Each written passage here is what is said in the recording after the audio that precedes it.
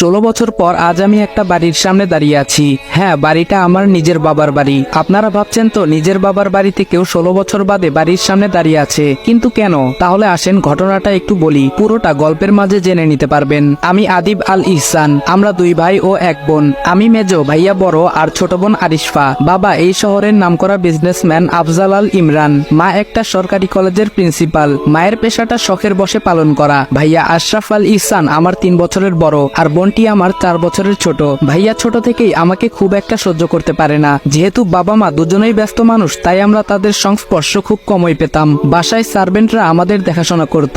এর মধ্যে আমাদের খেলাধুলা বেড়ে ওঠা হতে থাকে। আর ভাইয়া নানাভাবে আমায় অবহেলা করে, যেগুলো আমার ছোট মনে অনেক খারাপ লাগতো, কিন্তু কিছু বলতাম না, সব চুপচাপ সহ্য করতাম। আমার এই চুপ করে সহ্য করাটা ভাইয়া আমার দুর্বলতা ভেবে নেয় আর বাবা মায়ের কাছ থেকে আমায় নানাভাবে বকা খাওয়াতে শুরু করে। একদিন খেলার মাঝে ছোট বোন আরু ভাইয়ার কারণে ব্যথা পায়, কিন্তু ভাইয়া বাবা মা আসার পর দোষটা আমার ঘাড়ে চাপায়। যেহেতু আরুর আঘাতটা বেশি ছিল, তাই বাবা মা আমার উপর অনেক রেগে যায়। আমার কোনো কথাই না শুনে বাবা আমাকে অনেক মারে, আর মা উনি সামনে থেকে সবটা দৃশ্য দেখতে থাকে। মারা শেষ হলে উনারা আবার আরুকে নিয়ে ব্যস্ত হয়ে যায়, আর ভাইয়া সে আমার দিকে তাকিয়ে মুচকি হেসে চলে যায়। সেদিন আমার খুব রাগ হয়, রাগ করে বাসা থেকে বেরিয়ে যাই। আর আজকে আবার 16 বছর পর বাড়ির সদর দরজার সামনে দাঁড়িয়ে আছি, তবে বাড়ির ছেলে হিসেবে নয়। 2 মাসের জন্য এই বাড়ির একটা ঘর ভাড়া নিয়েছি। যদিও ভাড়া দিতে চাইনি, অনেক রিকোয়েস্ট করে ভাড়া নিয়েছি, কারণ আমার ছোট বোনটার বিয়ে ঠিক হয়েছে আর আমি থাকবো না তা কি করে হয়। তবে এইখানে ভাড়া নেওয়ার জন্য আরেকটা কারণও রয়েছে, সেটাই রহস্য। আমি কলিং বেল চাপতেই একজন ভদ্রমহিলা দরজা খুলে দিলেন।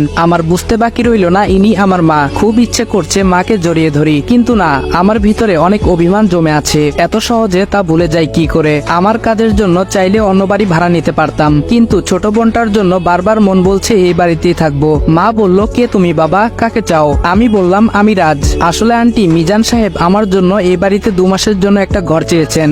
মা বলল, ও আচ্ছা, ভেতরে এসো। ভেতর থেকে একটা মেয়ে বলল, খালামণি এই ছেলেটাকে।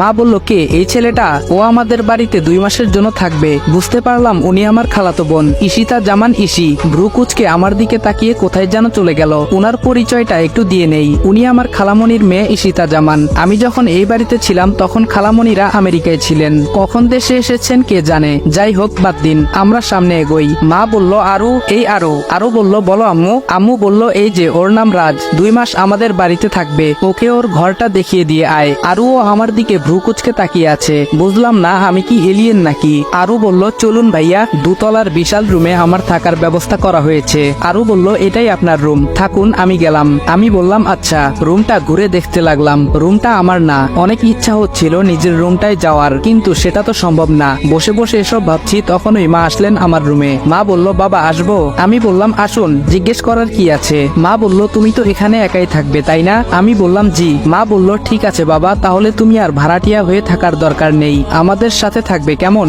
আমি বললাম, না। মা বলল, কেন বাবা? আমি বললাম, না, আমি খেতে পারবো না, আপনার কাছে কয়েকটা কথা বলতে চাই। মা বলল, হ্যাঁ বলো। আমি বললাম, আমার এই রুমে যেন কেউ প্রবেশ না করে, এই বিষয়টা আপনি সবাইকে জানিয়ে দিবেন। আর আমি শুধু এই বাড়িতে থাকবই, আমার খাওয়া নিয়ে আপনাদের চিন্তা করতে হবে না, আমি বাইরে থেকে খেয়ে আসবো। মা বলল, কিন্তু কেন বাবা? আমি বললাম, এত কিছু বলতে পারবো না, আপনি আমার কথাটা সবাইকে বলে দিবেন। মা বলল, আচ্ছা বাবা। উনি কথাটা মন খারাপ করে বললেন। আমারও ভেতরটা ছিঁড়ে যাচ্ছিল কথাটা বলতে, কিন্তু বাধ্য হয়েই বলছি। এত সহজে আমার পরিচয় দেওয়া যাবে না, আর মিশন শেষ হওয়ার আগে তো কোনোভাবেই কাউকে ঘরে প্রবেশ করতে দেওয়া যাবে না। যেহেতু এই বাড়ির খাবার খাবো না বলে দিয়েছি, তাই ফ্রেশ হয়ে বেরিয়ে গেলাম, কারণ প্রচুর খিদে পেয়েছে। পাশেই একটা ভালো রেস্টুরেন্টে গিয়ে দুপুরের খাবার খেয়ে বেরিয়ে পড়লাম।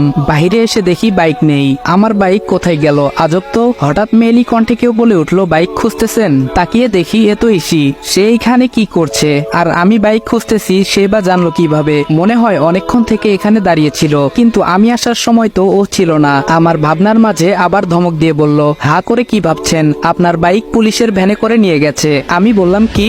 আমার বাইক কেন পুলিশ নেবে? ঈশি বলল, আমায় কেন জিজ্ঞেস করছেন? সেটা থানায় গিয়ে পুলিশকে জিজ্ঞেস করুন, যত সব। এই বলে পাশ কাটিয়ে চলে গেল। আমি ক্যাবলাকান্তের মতো এখানে দাঁড়িয়ে আছি আর হা করে ওকে দেখছি। কি মায়াবী একটা মেয়ে, যেন আসমানের পরী, কিন্তু ব্যবহার শাকচুনির থেকেও বাজে। ভাবতে ভাবতে হঠাৎ গোর কাটলো সামনে দিয়ে যাওয়া একটা গাড়ির হর্নের শব্দে। হঠাৎ মনে হলো আমার বাইকটার কথা, তাই একটা রিক্সা ডেকে বললাম, এই মামা যাবেন?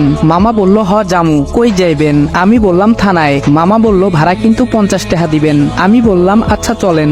আমাদের যাদের সামর্থ্য আছে তাদের কাছে আমার রিকোয়েস্ট, প্লিজ এই রিক্সা রিক্সা অটো ড্রাইভাররা 10-20 টাকা বেশি দাবি করলে তাদের সাথে বাজে ব্যবহার করবেন না, কারণ তারা আমার আপনার মতো 10 তলা বাড়ি বানাতে চায় না, তারা দুবেলা পেট পুরে খেতে চায়। থানার সামনে গাড়ি থামতেই নেমে ভাড়াটা মিটিয়ে থানার ভেতরে ঢুকে গেলাম। কনস্টেবল বলল কাকে চাই, আমি বললাম ওসি সাহেব কোথায়। কনস্টেবল বলল স্যারকে কি দরকার, আমায় বলুন যা বলবেন। বুঝলাম কথা বাড়িয়ে লাভ নেই, এতে আমারই সমস্যা হতে পারে, তাই পকেটে কিছু গুজে দিয়ে বাইকটা নিয়ে চলে এলাম।